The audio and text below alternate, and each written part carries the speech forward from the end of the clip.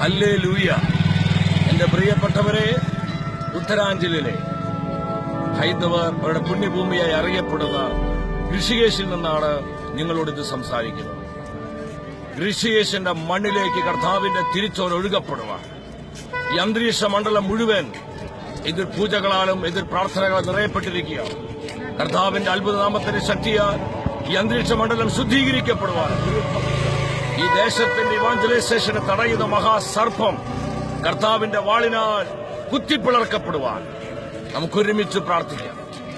ഋഷികേശിന്റെ മണ്ണ് കർത്താവിന്റെ അഗ്നിയാൽ ശുദ്ധീകരിക്കപ്പെടട്ടെ.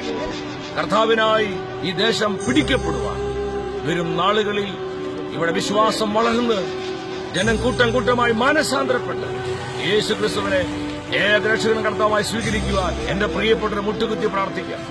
ഞങ്ങളുടെ വന്ന് ഈ കാഴ്ചകളൊക്കെ കണ്ടപ്പോൾ ഹൃദയത്തിന് ഒരുപാട് ഭാരവും നൊമ്പരവും ഉണ്ടായി. ആ വേദനയിൽ നിന്നാണ് നിങ്ങളുടെ ഈ മെസ്സേജ് പങ്കുവയ്ക്കുന്നത്. നമുക്ക് ഒരുമിച്ച് പ്രാർത്ഥിക്കാം. ഭാരതം യേശുവിന്റേതാണ്, ഋഷികേശ് യേശുവിന്റേതാണ്. തൊട്ടു പുറകിൽ നിങ്ങൾ കണ്ടുകൊണ്ടിരിക്കുന്നത് ഗംഗാ നദിയാണ്. ദുരാചാരങ്ങളുടെയും അന്ധവിശ്വാസങ്ങൾ ഇറ്റില്ലമായ ഋഷികേശിന്റെ മണ്ണിൽ നമ്മുടെ കർത്താവിന്റെ നിർമ്മലമായ സുവിശേഷം കാട്ടുതീ പോലെ പടരുവാൻ നമുക്ക് കരങ്ങൾ കൊടുക്കാം. ധീരതയോടെ കർത്താവിനെ സാക്ഷ്യം വഹിച്ച് ഭാരതത്തെ യേശുവിനായി നേടുവാനുള്ള ഉറച്ച തീരുമാനം നമുക്കുണ്ടാകും.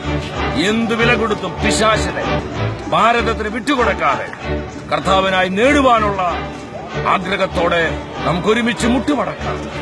ഭാരതത്തിന് ഇവാഞ്ചലൈസേഷന് വേണ്ടി ഉത്തരാഞ്ചിൽ കർത്താവിന്റെ രക്ഷ ഒഴുകപ്പെടുവാൻ, ഋഷികേശിൽ കർത്താവിന്റെ സാന്നിധ്യം അഗ്നിയായി കത്തുവാൻ നമുക്കൊരുമിച്ച് പ്രാർത്ഥിക്കാം.